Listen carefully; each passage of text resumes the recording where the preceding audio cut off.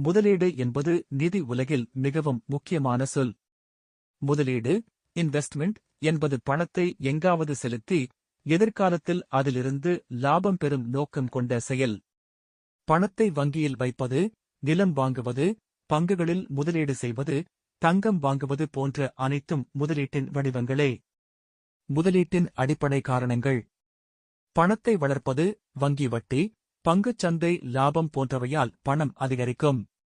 பாதுகாப்பு, எதிர்காலத்தில் அவசர சூழ்நிலைகளில் உதவும். செல்வம் உருவாக்குதல், நீண்ட காலத்தில் சொத்து மதிப்பு அதிகரிக்கும்.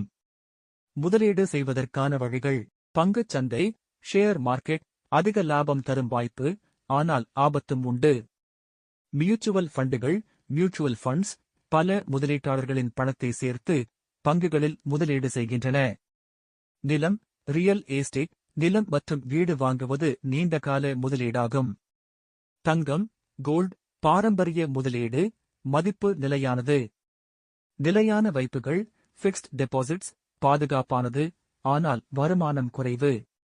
முதலீட்டில் கவனிக்க வேண்டியது: இலக்கு, கோல், குறுகிய காலம், நீண்ட காலம் எதற்காக முதலீடு செய்கிறீர்கள் என்பதை தெரிந்து கொள்ள வேண்டும்.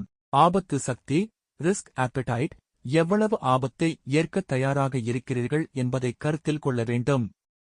ஆராய்ச்சி, ரிசர்ச், பங்குகள் அல்லது பிற முதலீடு குறித்து முன்பே முழுமையாக அறிந்து கொள்வது அவசியம்.